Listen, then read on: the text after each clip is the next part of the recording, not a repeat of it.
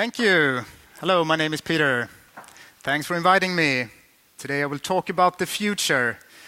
And the future is tricky. We would all like to get the perfect image of the future, especially when it comes to customers and future customer behaviors and desires. But the future is very difficult to understand. And I will share some of my thoughts today. But first we need to understand why we need an image of the future. If everything is static, if the world was static, we wouldn't need to change, okay? But right now, a lot of stuff is changing at the same time, and we need to relate to that. And just by looking in the rearview mirror, we get an idea of this. So let's start with a changing world. So who would have thought 10 years ago that we would take pictures of our food? Isn't that strange? I would have a hard time to explain this to my grandfather, who's been dead for 30 years now.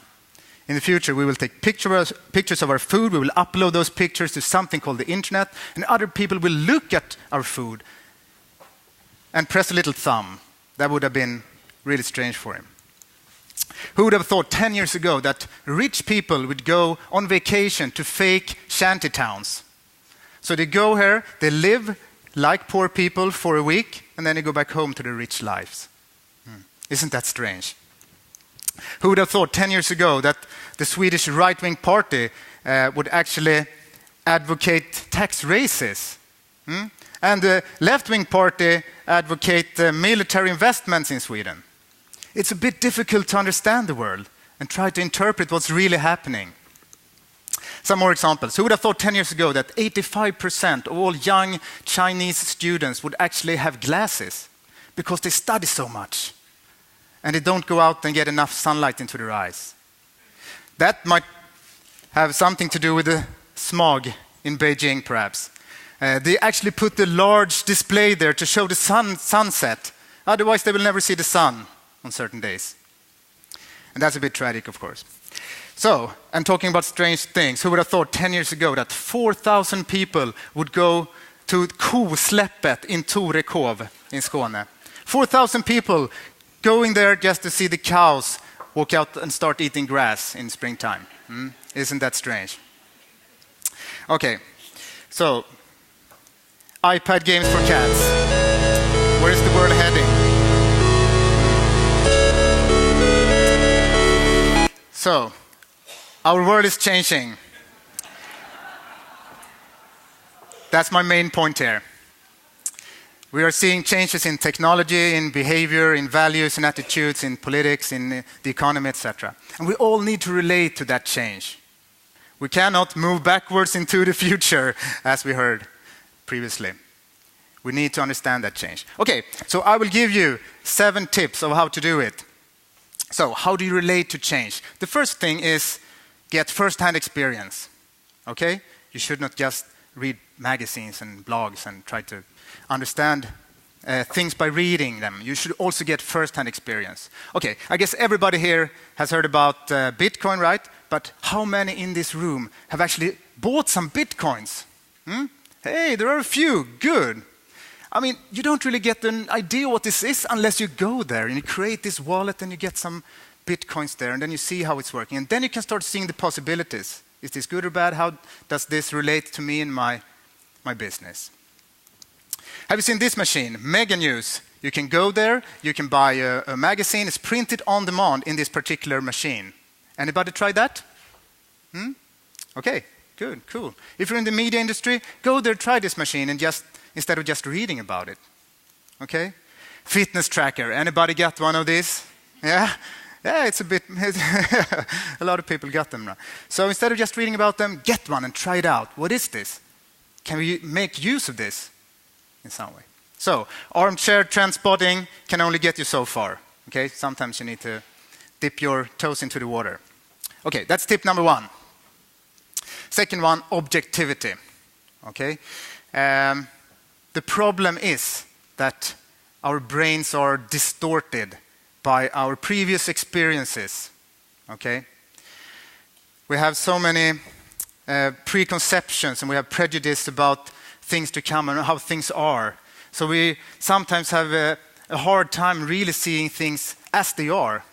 instead of how we perceive them. Okay? I'll give you one example. Back in 1999, I was working as a web consultant. So I was creating mobile services with a web protocol. I'm not really proud of having done that. Nevertheless, this company employed 80 people during 1 year and spent 50 million Swedish crowns within 1 year and then went bankrupt, of course, as most .com companies did. Now, this distorted my view of mobile services. After that, I thought mobile services will never take off. Not only have I invested a lot of time and I lost my job, and I had also invested money in stock options, so I lost all my money. So I'd start from zero again. So I get this big minus or negative image of mobile services, or I had. Well, actually, 10 years later, you could read this in my blog. I'm a constant enemy of mobile services. 10 years later, I had actually bought my first iPhone by then. But still, I thought this would never work. So, okay, you get my point. Okay, so you have your backpack of things that hinders you from seeing things as they really are. Okay, so try to get rid of that. So listen to other people. Don't be so stubborn. Okay, number 3, higher level interpretation. And I will show you a few trends, if you call them that, like LP records booming once more. What's happening? Suddenly, people are starting to buy old records again. Now, of course, you can discuss this during the coffee table, etc., but you have to interpret this on a higher level, I think, and you probably need to fit it together with other bits and pieces of information. What does this really mean? Unless you work in a record store, of course, then it's very nice. So, trying to get more pieces to the puzzle here. More people are starting to go bird watching. Isn't that strange? And we can look at these guys. They are not farmers. They are probably hipsters. Isn't that strange? Or look at this guy. He's not going fox hunting for sure. So what are we seeing here? There is something happening in our world, and we need to relate to that, and we need to understand that, because this will change how these people behave and what they actually will buy and type of products they will ask for. So we're seeing this Amish type of trend. This is actually Vanilla Ice to the right. Have you heard that? He's gone Amish. It's weird. It's a weird world. So taking all this together, we get probably something like this. We're consciously trying to reintroduce and extend something lost in the age of abundance, longing. That's probably the interpretation of all those things. And that's what we can make business of, probably, by understanding. Okay? This is just one example. 4th one, all trends do not apply to all people. And you can just look at this picture, and I will drink some water meanwhile. Okay, simple enough. We're seeing change, but it's not that the future is evenly distributed, as we say. So all things do not apply to all people. Another interesting way to get an idea of the future is to look for counter trends. And this is probably the best tips. If you're ever going to make a speech and everybody's talking about this new thing called Facebook or whatever, you just say just the opposite. Oh, no, we have reached peak Facebook and we're moving beyond that. And everybody will be, wow, he knows something. So that's a good tip. Let's take an example. We can actually look at female fashion the last 100 years. And we can see that it's been shifting back and forth between decoration and simplicity. And it's interesting. It's like a pendulum swinging back and forth. So as soon as enough people run to one side of this image, then the pendulum starts to move back.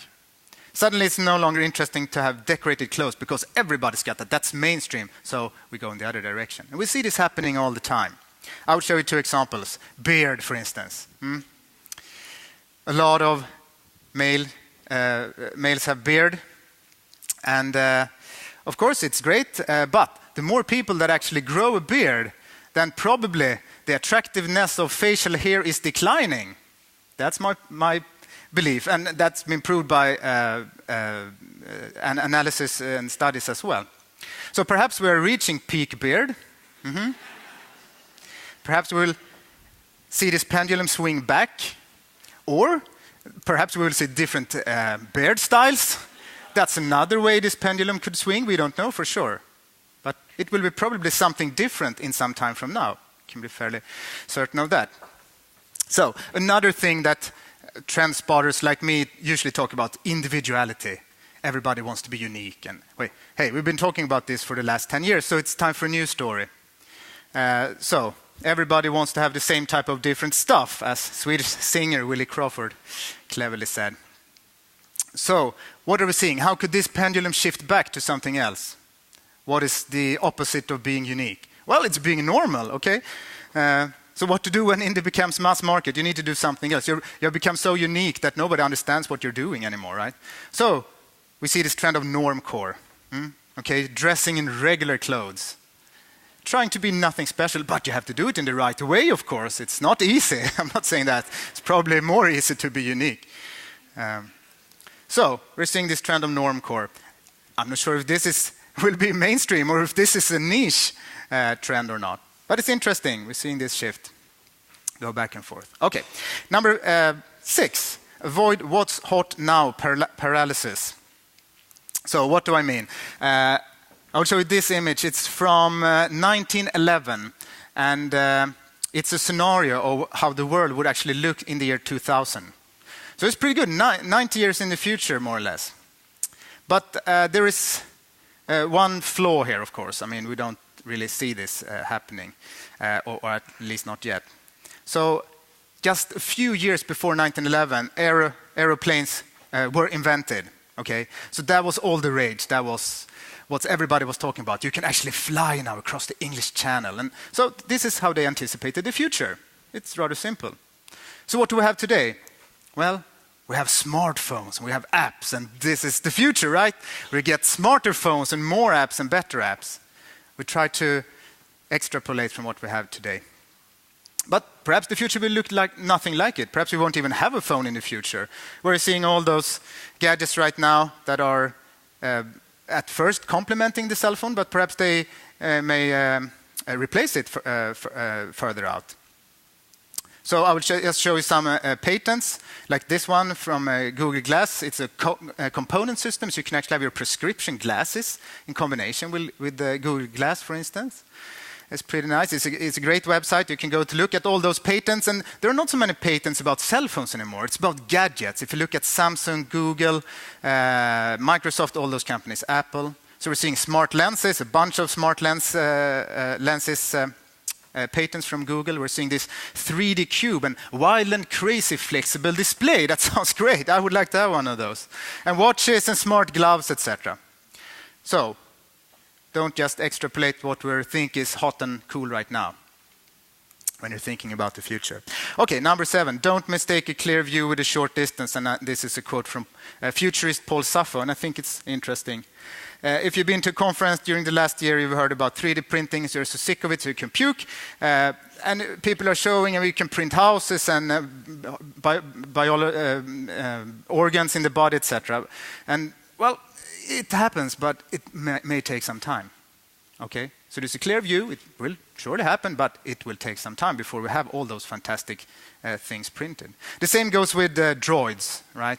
So we have those delivery drones, where you can actually send out pizza and beer cakes and whatever to people who order stuff on the internet. So, okay, this will probably happen, but it will take some time. So you shouldn't overestimate how rapid things goes. And this evacuated tube transport is like a vacuum in a tube, and you can go from New York to Los Angeles in 45 minutes. That's great. And you travel 6,000 kilometers an hour, and to China 2.5 hours so from the US. So it will take some time before we get there. Okay. So that was the first part. 7 tips of how you could relate to the future. Now, I will also make a quick introduction to a futurist's toolbox, because there are some methods and ways to actually do this in a, professional way, if you call it that. And this is just an introduction, and it will just show you a few of the tools that I'm using. So I will start with this picture. Human being is an expert in finding differences, and I think most of you find the black spot here. And this is part of trend watching, trying to find out what's new, what's different. I haven't seen this before. So that's one side of the story. But the other one is doing the exact opposite. Can anybody see what this image is? Mona Lisa, that's the right answer. Can everybody see that? Okay. Let's see if I can zoom out here. Perhaps it's easier then. Okay, well. So, this is completely the other way around, right? You're getting exposed by so much information on a daily basis, but you need to string all those pieces of information together yourself and create this Mona Lisa picture, right? That's really what trend watching is about, trying to fit pieces of information together to interpret and understand what's really happening on a higher level, as I was speaking about previously. So, one way of doing this is actually to look at rich people, because luxury trickles down to everybody else, usually. We can look at things like this: computers, passion fruit, and flight. I mean, those things were really, really expensive if you go back 30, 40 years. They were only for the rich people. But nowadays, we can go to Barcelona for $100. And we buy passion fruit in the store, and we buy an iPad for just a few $100s.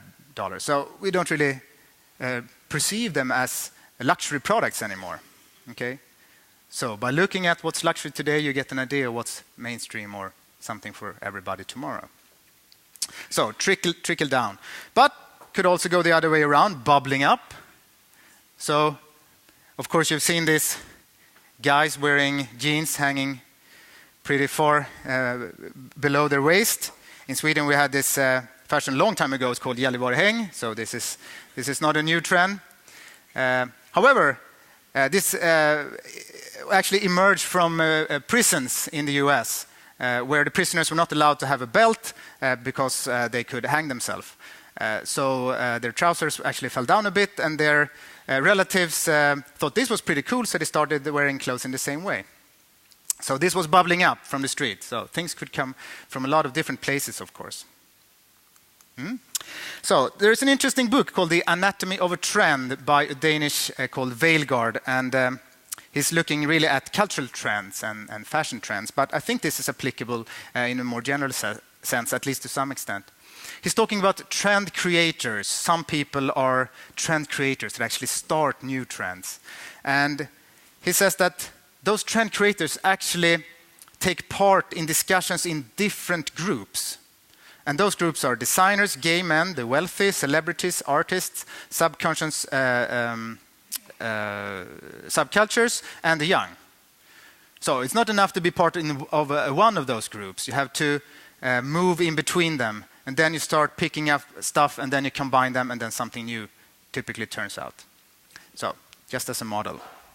Now, I will be really concrete here and talk about different tools and methods that I use.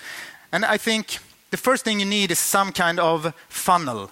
You get so much information. That's sometimes, usually not the problem, because there's so much information, but you need some way to funnel all this information into a database or something where you can store it and keep the things that are interesting to you.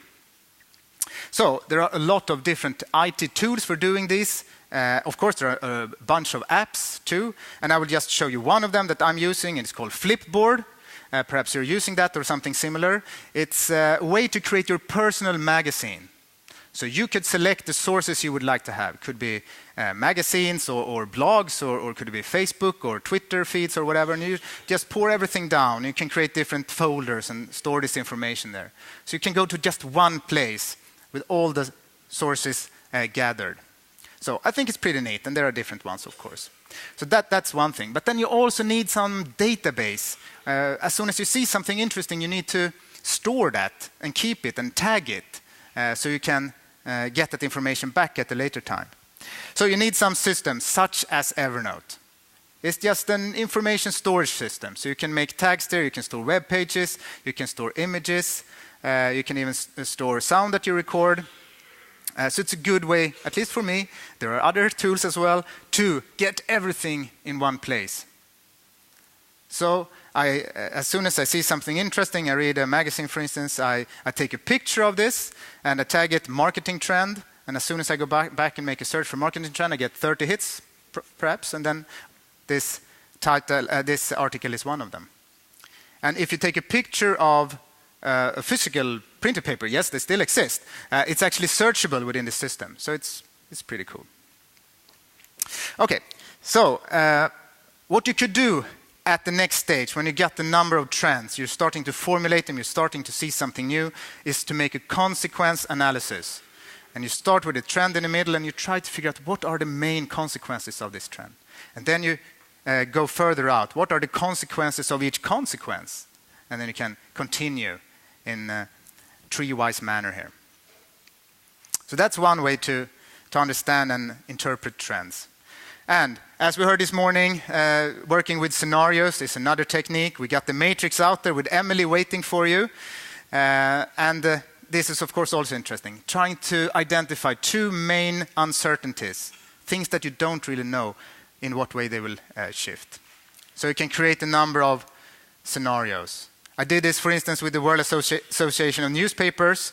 So we had the axis here, disruptive media dominates, or traditional media dominates. That's newspaper companies, or we will see mass audience or targeted audiences in the future. And this was almost 10 years ago. So we're actually seeing things happening here. We're starting to move into one of those scenarios.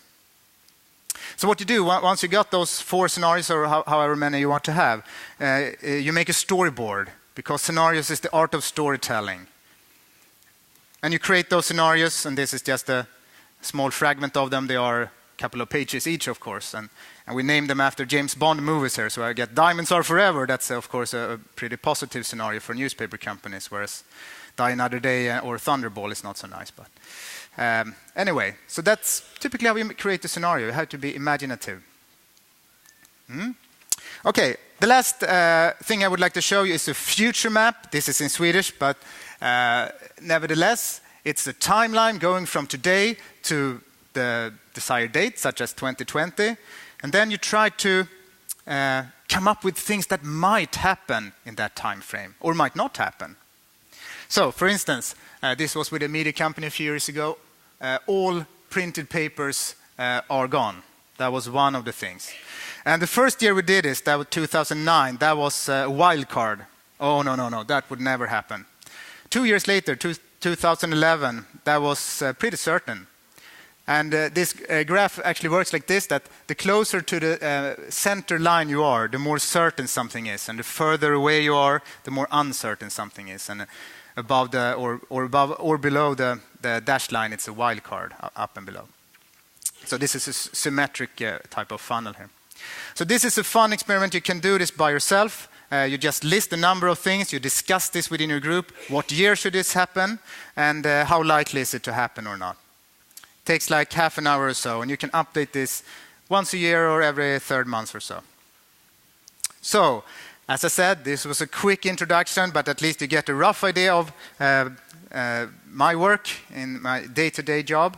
I will finish off with this. The shrimp that falls asleep in the stream wakes up in the soup bowl. So, continue to do trend watching all by yourself. And good luck with that. So thank you very much. If you're above 30, you can drop me an email. If you're under 30, you can find me on Twitter. Thank you very much. Thank you.